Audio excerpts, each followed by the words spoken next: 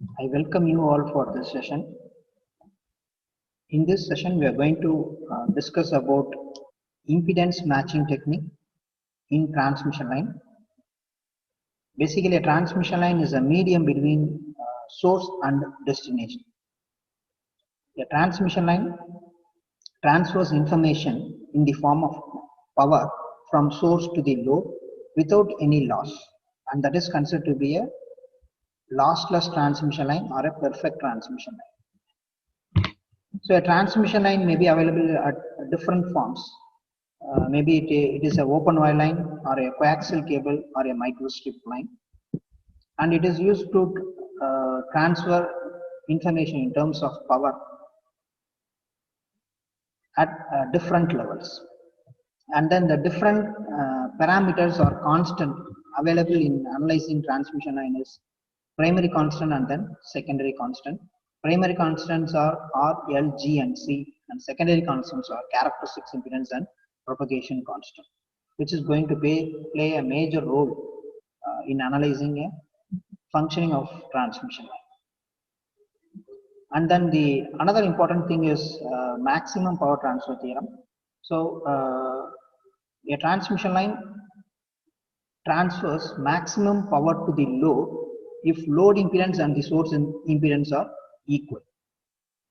So in this case, we are in need of impedance matching technique to match the source and then load impedance effectively.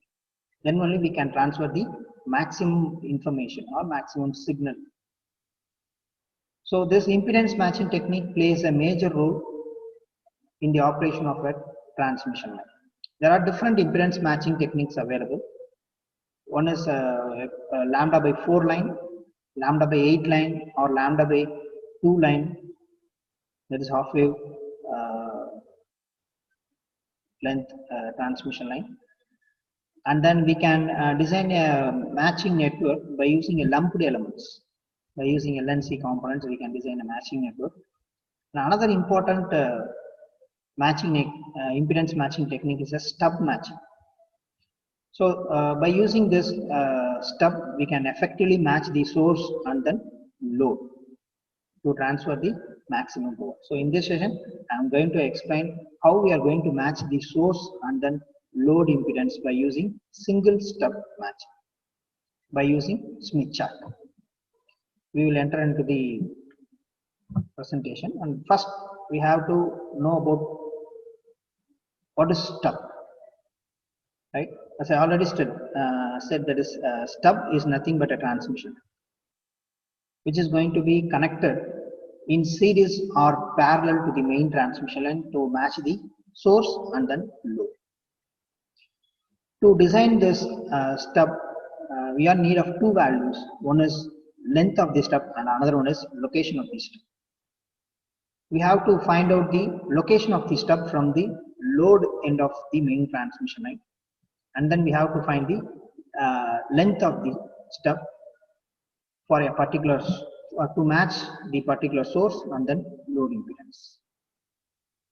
So next we have to know about the different stubs available.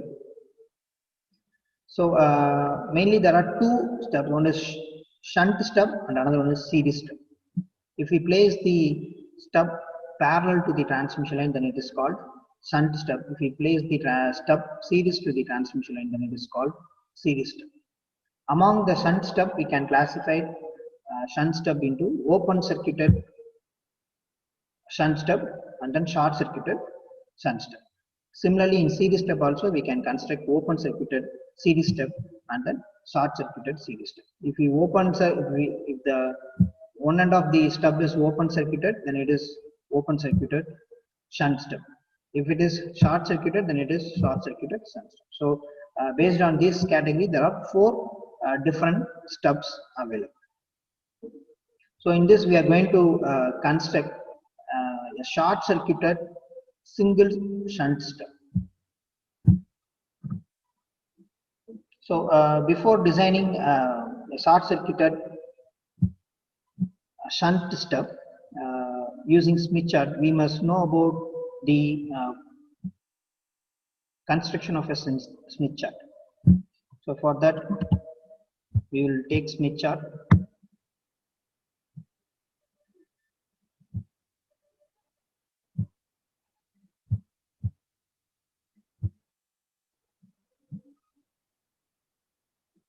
So this is the impedance Smith chart. Basically, Smith chart can be available in 3 different forms. That is impedance Smith chart, admittance Smith chart, and then ZY Smith chart. And the Smith chart you are seeing in the screen is nothing but a impedance Smith chart.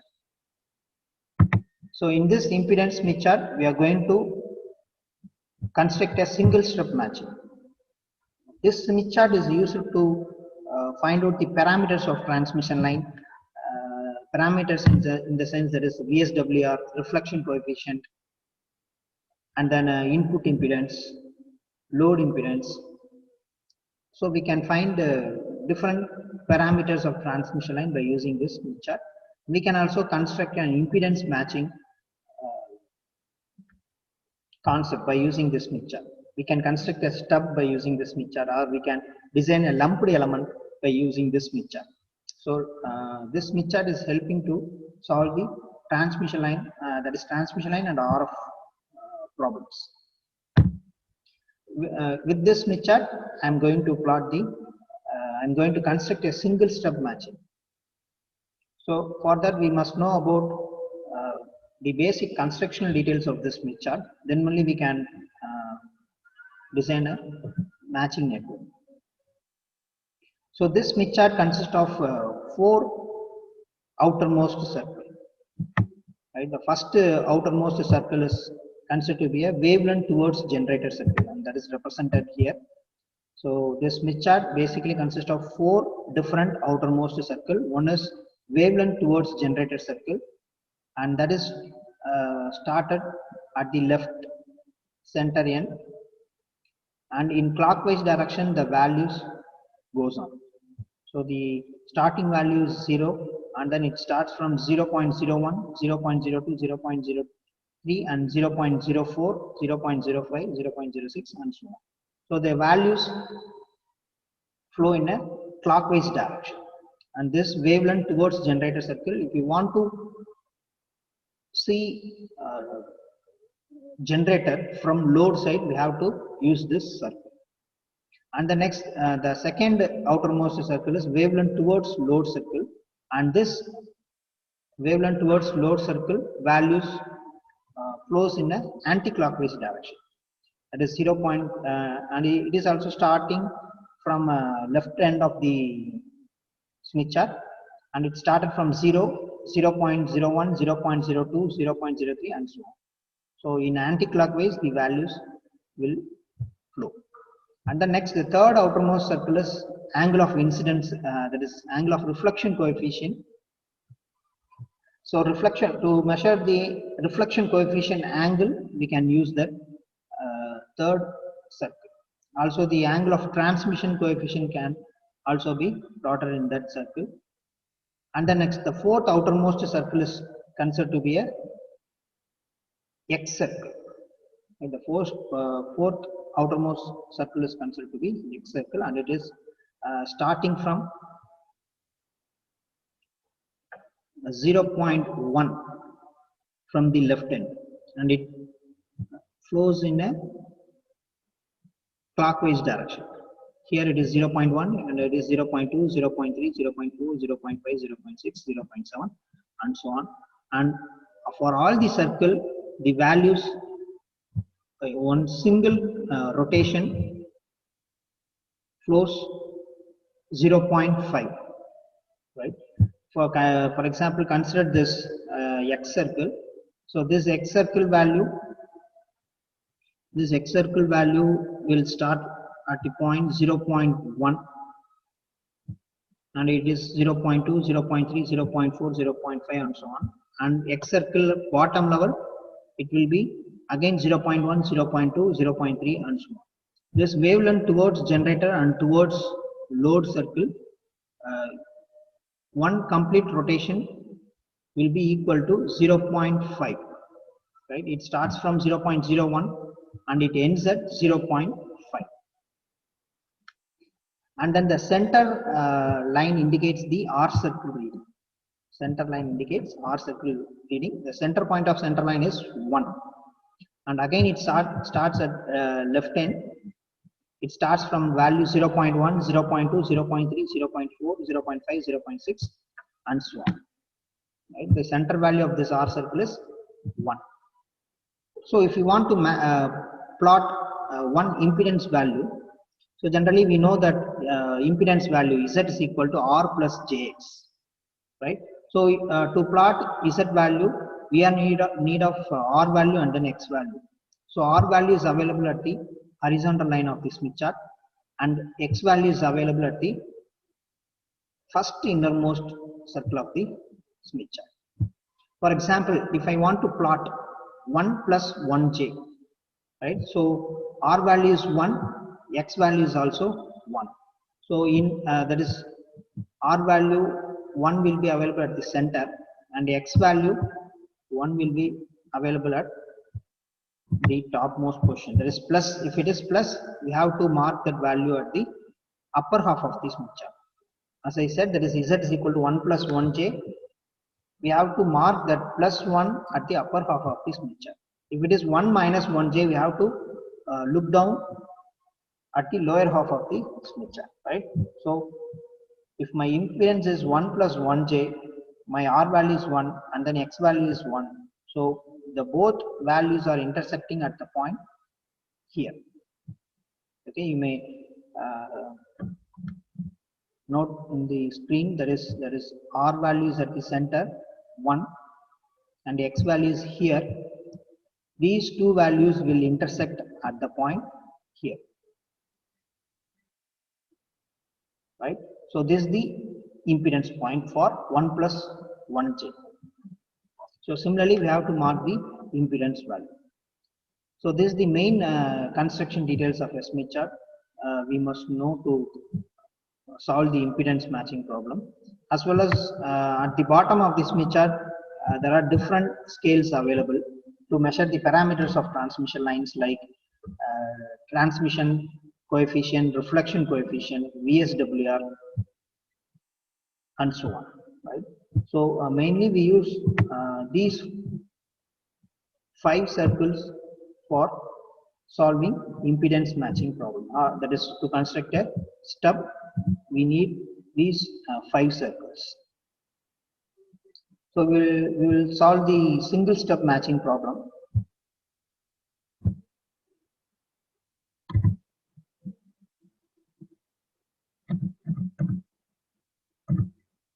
So this is the problem. That is, a 50 ohm transmission line is connected to a cell phone antenna with load impedance ZL.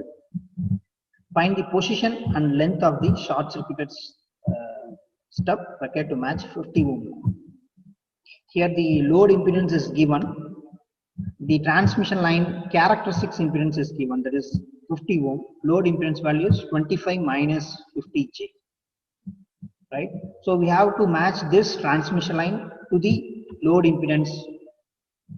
That is, we have to match the 50 ohm transmission line to the load impedance 25 minus J50 ohm. So for that we have to use our single step. So if we want to match the source and then load by using single step, we need to calculate 2 values. One is that is position of the step or location of the step, and another one is length of the step.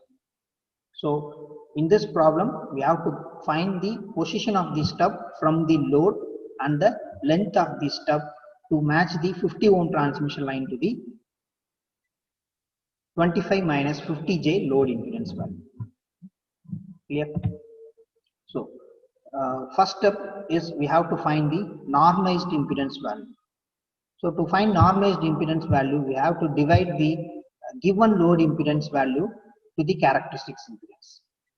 Right? If we find ZL divided by Z0, and that is considered to be a normalized impedance value. So we are getting our normalized impedance value is 0.5 minus 1J. So as the impedance value is negative, that is 0.5 minus 1J. So if it is minus, it is a capacitive reactance. We have to see the values at the lower half of the Smith chart, right? So we have to mark the R circle reading 0.5 and X circle reading 1. We have to see the point, these two values intersect each other, and that point is called point A. So this A point is nothing but normalized impedance point. This is the intersection point of 0.5 at R circle and 1 at X circle. So next procedure is to draw the impedance circle. By taking radius from the center of the Smith chart and to the point A, we have to draw the impedance circle. So this red color circle indicates the impedance circle. So after marking point A, we have to take radius from the center to point A, and we have to draw this red circle, and that circle is called impedance circle. And the next, we have to mark the admittance value because we are constructing a short circuited stub. So this is the overall outline of our problem. So this is a general transmission line, and to this general transmission line or main line, we are connecting a shunt short circuited stub. Okay, we are connecting another transmission line parallel to this main line. So it is short, there is a shunt stub, and we are short circuiting this shunt stub. So it is short circuited shunt stub. Okay, so here we are going to find two values. One is the location of the stub from the load. So we have to calculate the location of the stub from the load side, and this is the location of the stub. A dash is the location of the stub. So from this location, we have to find the length of the stub. We have to find these two values, length L and location D. So this is the overall outline of our problem. So after drawing a impedance circle, we have to mark exact opposite point to A, and that is called B, and this B point is called admittance point. I already said A point is nothing but a impedance point. The exact opposite point at the impedance circle is nothing to be, that is called as admittance point. And we have to extend this point to the outermost circle of a Smith chart, and that is called wavelength towards generator point. Right? We have to connect A point, center point of Smith chart, B point, and then outermost circle of a Smith chart, that is wavelength towards generator circle, by using a scale. And that line touches the outermost circle, and that point is called 0.115 lambda. Here all values are represented in terms of wavelength. So we are marking this point as 0.115 lambda. Clear? So this point is nothing but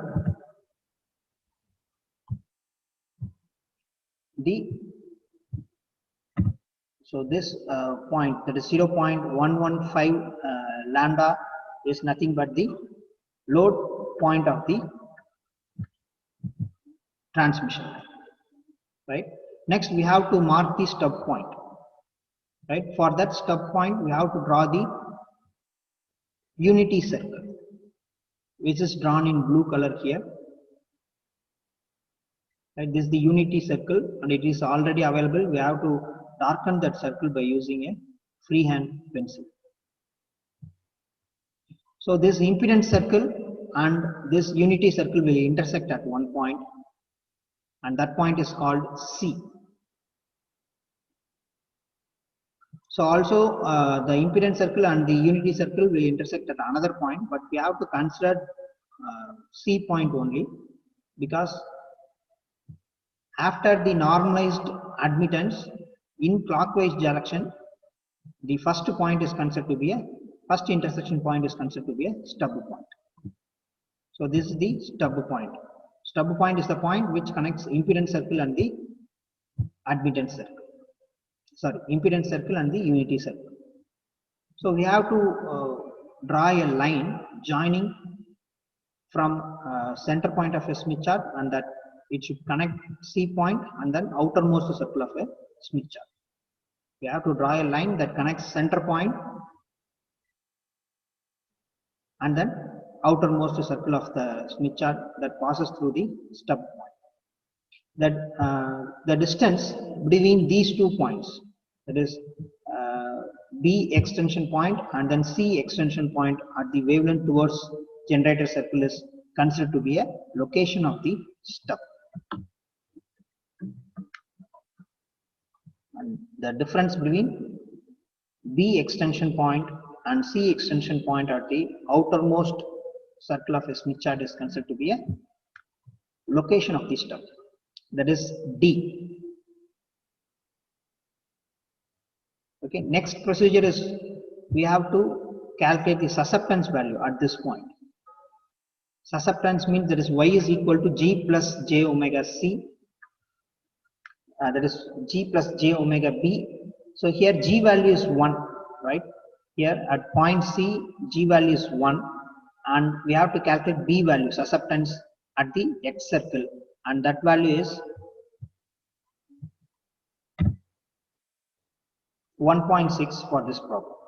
So this is the, that is YS, that is 1 plus, that is YD 1 plus 1.6J, that is the admittance available at the point C. Okay, next we have to calculate the opposite susceptance point in order to cancel the susceptance value at admittance value, because the condition for location of the stub is, that is Y, that is admittance value Y is equal to 1. This is the condition for location of the stub. So at the stub point we are having 1 plus 1.6J. In order to cancel this 1.6J, we have to introduce minus 1.6J, so that we will get Y is equal to 1. So we have to look for minus 1.16J at the X circle, and that is available at point F. And that is available at point F. Next we have to connect this center point and the F point. We have to draw a line that connects center point and then F point. And then next we have to mark the values at the outermost circle of a Smith chart, and that value for this problem is 0.34 lambda.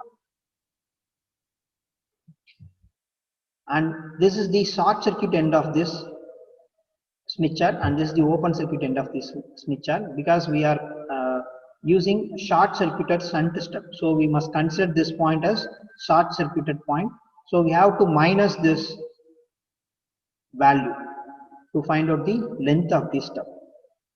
So this point is the exact location of the stub, and that is 0.34, and this is the short circuited point. So if we calculate the values between these 2 points, we will get the length of the stub, and that is 0.09 lambda for this problem. Right? So hence we find 2 values. One is location of the stub. So you can clearly understand from this diagram. So this is a general transmission line, and we are connecting short circuited shunt stub. To construct this short circuited shunt stub, we are in need of 2 values.